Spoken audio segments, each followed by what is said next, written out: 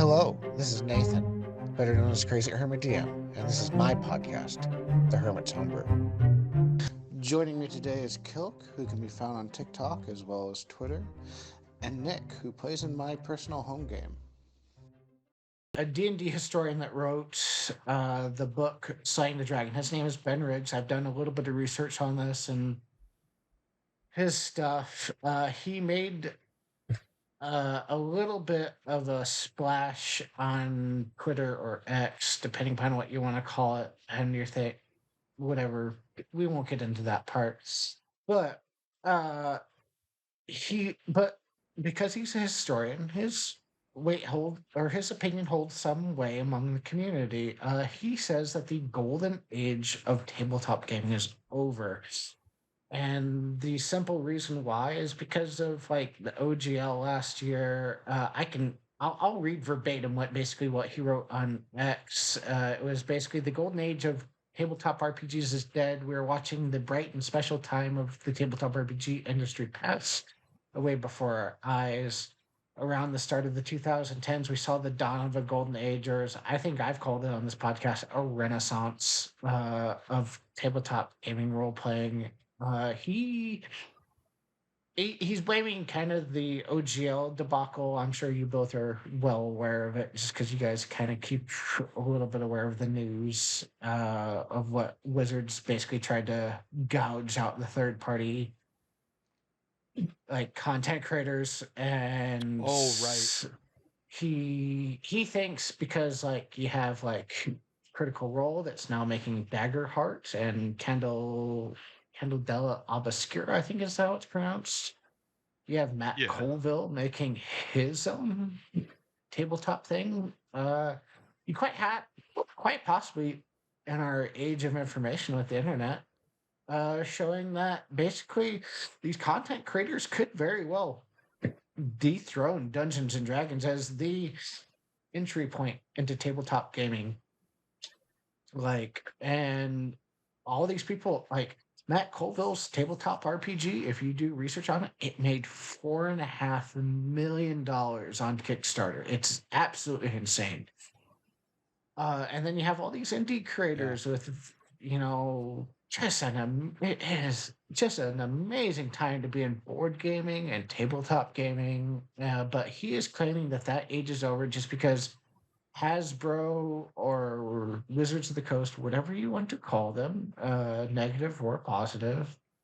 A little bit of a negative on my part after they laid off 1,100 workers right before Christmas, but he is saying that the golden age of tabletop RPGs is dead. I just kind of want to ask your guys' opinion on this because I did weigh in on this on my Q&A of January.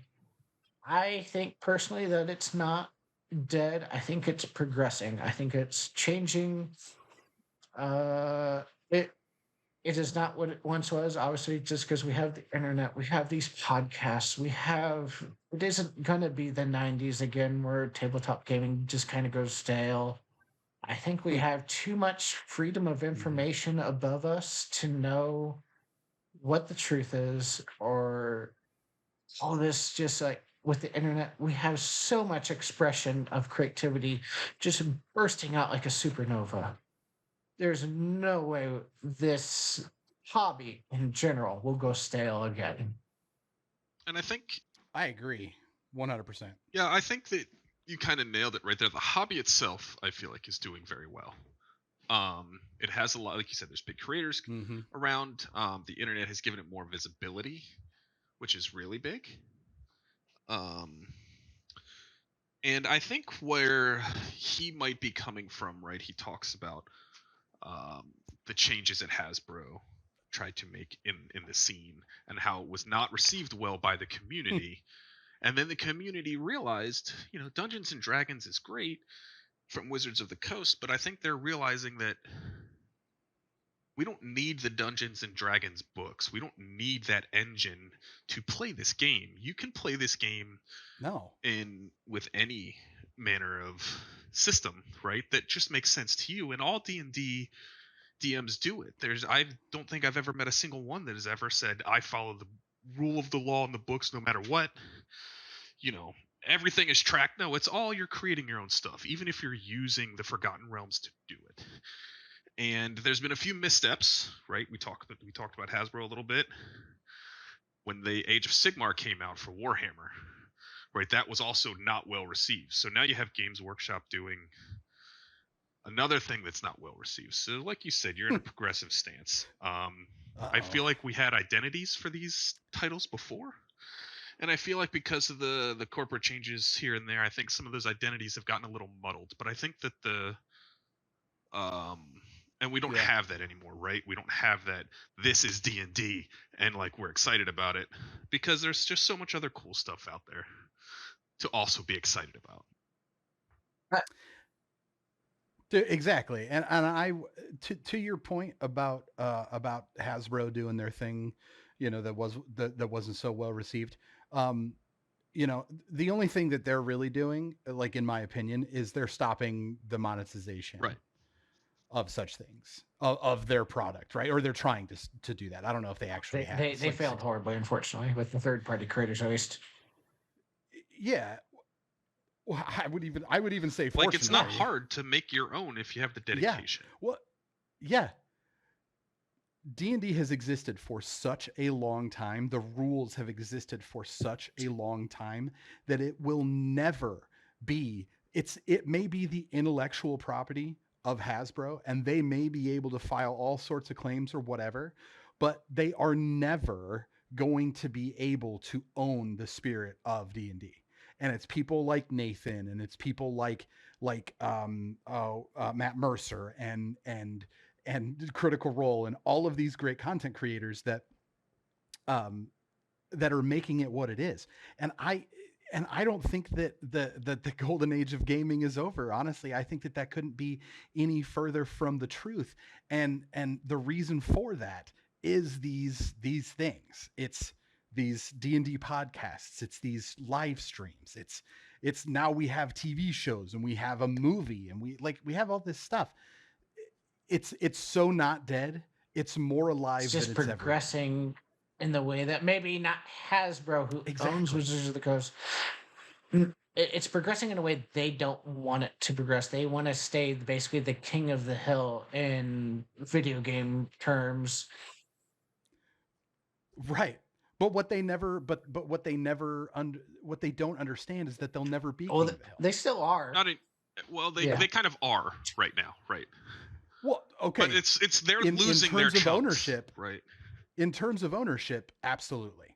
They are 100% owners, but like I said, apart from owning that intellectual property, that's all they have. All they have is the money that produces. Correct. Right? They don't own the spirit of the game, which is honestly is with the DMs and the players.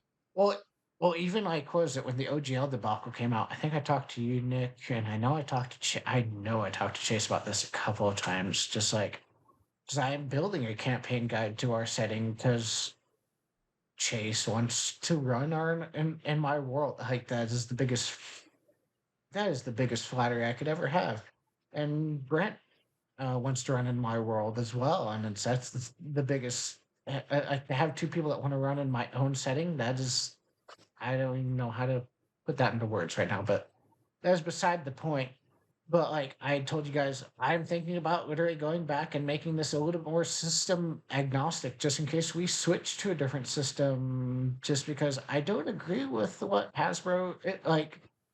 If you made like over a certain amount of money in that OGL original thing that was leaked, they wanted like half of your profits. I'm like, I am not about that whatsoever. Yeah, that's pretty Yeah, as a insane. creator, that's a hard pill to swallow, Yeah. right? It really is.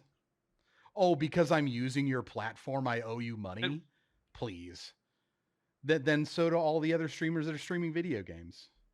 And nobody else has tried to do that. There's a few Well, other I could be wrong instances of it about out there, that. but it's all corporate guys trying to make their shareholders the right money. Yeah. And that's what I'm talking about. Like, even if you use the simple D20 system or you use the basic combat system from D&D, no one's really playing D&D. They're using the rule set in reality, and they're not even True. playing with the same rule set. Everybody makes their own rules. like that death roll that we talked about, Mhm. Nathan. I don't want to talk about it on here because I don't know that creator's name right now off the top of my head, and I want to make sure he's credited. But it Fate was of the. super I think super cool. it's Fate of the Norns. I think he has a TikTok, and Yeah, I and can his look it thing is, up. he operates a Norse D&D thing too, and the way that they do death is so cool. And so, he even said, we don't have reincarnate, revivify. We don't have those spells in my setting. Like, they don't exist. Yeah, Fate of the Norns. We'll have to run that by Nick, basically off the Yeah, podcast, because that would be a 10-minute side tangent of how it's that so cool. system works. To the original question, I disagree. There are more people now playing tabletops, playing D&D / Pathfinder style games, Warhammer. Like it It's now. cool now. Look how big Baldur's Gate 3 was. It's game of the Like- year. It's literally based on D&D. So Yeah. I don't know how you can say that when there's more money ever to be made in the space. There's more options in the space that are not just D&D. And the tabletop scene, I don't follow Warhammer as much as I used to, especially when Age of Sigmar came out. I definitely lost interest, but it seems like it's doing fine. I watch the championships and stuff. Like, I post them in the server whenever they're happening on Twitch. So I Well, I know. Well, you and me, well, all three of us have been first responders, and when it's been a slow weathered day or whatever, just because of what we've done, we've all watched YouTube, and you got me watching. I can't remember his YouTube channel, but he posts Warhammer games, and I don't know half the game, but it's still entertaining to watch. The only thing I will disagree with you, Chase, about is like, was it with Warhammer? They have such a corner on the wargaming front that they can't afford to take a misstep. Unfortunately, D and D. Warhammer sells the rights to make a video game to everybody. that's how they do it. The companies might not be making as much money, but I feel like the player base and the consumers are thriving. The old spirit of D&D may be gone. So devil's advocate for his point, because I did do a little research into this. The guys and the more older school gamer, from what I understand, if you go back to the 90s. Whoa, we can't be throwing the boomer shade at people. Not when I'm out here getting ready to hit 40. Yeah, well, okay. I do think he's our age, if not a little bit older. I'd have to actually Google Ben Riggs' age. I got 4 I'm not months, quite guys. sure, but he was it. The guy has played basically D&D since the 90s. He brings up a small valid, maybe not a small valid point, but a valid point of like, let's say I play valid devil's advocate here. In the 90s, when TSR lost control of it and then Wizards of the Coast took over, uh, you, tabletop gaming went stale in the 90s or whatever. If you've done any research, what can you recall any tabletop gaming besides D&D at the time? Like, all our stories that we just gave for the first introduction was talked about in the early 2000s when Wizards took over. At the same time, I want to bring up the fact that basically it went stale. Everybody's introduction to top gaming was Dungeons and Dragons, and then it branched out from there. Pathfinder wa- is he- that's a good 3.5, point. right?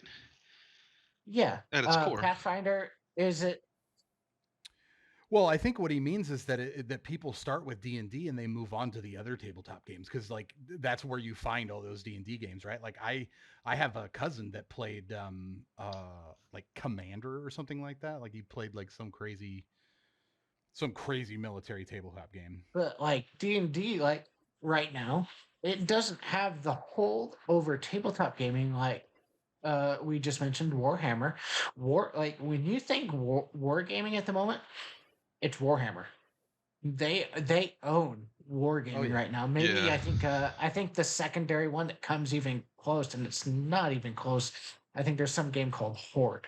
and I'm not even versed on wargaming. I'm talking from ignorance. So when we talk Right. about tabletops, right? There's Warhammer Fantasy, which is now Age of Sigmar. Yeah. There's Warhammer 40K. They renamed it. We'll talk about it. Let's put it that way. Okay. That's I don't wanna get that's you on it. hours long. And then there is I think I feel bad. It's Gothica or something. It's basically Warhammer 40K space combat. It's the space combat when the fleets are engaging and stuff in the Warhammer 40K world, right? So they push all of these tabletop things, and there just really isn't a large enough market, I don't think, for anything beyond that, right? If you think about what they're covering literally everything. You want to go be a Marine, you're going to play Space Marines, and you're going to kill everything, right? You want to play a monster, you got monster races. Like, the space isn't there for the other companies, is what I would say in the tabletop game. It doesn't feel like at a very large level. I'm sure they're out there. No, you don't like Warhammer has basically the corner on wargaming a lot more than like Dungeons and Dragons or Hasbro or Wizards of the Coast has on like that. Yeah. Like there's a new Warhammer video game out every 6 months on some platform. I actually think Warhammer's actually, I can't remember personally off the top of my head. I think their basically model is basically to update and errata their rules every 3 years, I believe, if I'm not wrong. Yeah, they do it pretty frequently. Yeah, every 3 years, if I remember right. But like Hasbro and Wizards has like their PR person or whoever's in charge of their decision making needs to be let go because they've had the OGL debacle. They've had the Pinkerton raid. They had the Pinkertons. Yeah, I remember that one too. Oh no! They raided a Magic the Gathering guy's house because he spoiled Magic the Gathering before release, before he was technically in quotations legally supposed to. And then they seized his Magic the Gathering cards that he wasn't supposed to spoil. Yeah, so very TLDR, illegally. It was he got some boxes of Magic cards on accident from the company that he wasn't supposed to get, and they asked for him back, and he was basically like, nah, I'm gonna do this. And then they got really upset and sent the Pinkertons out there to try to collect their stuff. Red Dead Redemption 2 bad guys, by the way, the same family. Yeah. If you do the research on the Pinkertons, they're the bad guys in Red Dead Redemption. They're outlawed from being a detective agency for the government. For the government. Yeah, they've been banned from the government. Working with the government, it's funny. But yeah, so there's been a lot of bad stuff. So I can see why the current bad publicity would give that feeling to a lot of people. But at this point, I don't think that anyone should be sounding emergency TTRPGs are going to be going away. Like, no, you can go on Roll20, you can go on all these things. There's virtual tabletop things with Foundry and, Roll20 and all these other things. They're all there. There are thousands, hundreds, and probably millions of players. No, and there's a YouTube channel. It's called Dungeons and Discords. Shout out to her. She does a great job. She brought up a point of when you what's going to happen is basically when you Google how to play D&D, if like D&D basically loses its in quotations throne, you might get Matt Colville's third-party content thing because that might seize the throne with how much it's made. Or you might get Critical Role's thing just because it is so popular, and Daggerheart and Candle Opera, which is a D6 system, I believe, or a D12 system. Right. It might come up instead of D&D, which has always been basically the gateway into this tabletop gaming hobby that we love so much. Yeah, I think we're doing just fine. No, I fully believe. I just believe that whoever's in charge of Hasbro or Wizards, I don't know who is, but they need to really reevaluate the people that are making the decisions, especially after letting go 1,100 people after Christmas. And before I will say, we're getting to the end of this episode. One of those people that got let go was one of a personal person that I've liked ever since I've first started the hobby. He was basically one of the people that made fourth edition. Don't come at me for loving fourth edition. It is, it is what it is. But he is basically one of the godfathers of fifth edition. His name was Mike Merles. He basically designed the last two editions of D&D, and they let him go. Granted, he was basically I can't remember his title. I think he was the creative director of like Magic the Gathering now, because he had stepped away from D&D at the time. I think I'm not quite sure, honestly, what the reasoning behind it was or why he went over to Magic the Gathering as opposed to D&D, but he was let go. The dude had been part of the company for at least, God, since the beginning. I think Wizards took over D&D at 96, 95, somewhere in there. But whoever's making these decisions needs to be let go, in my personal opinion.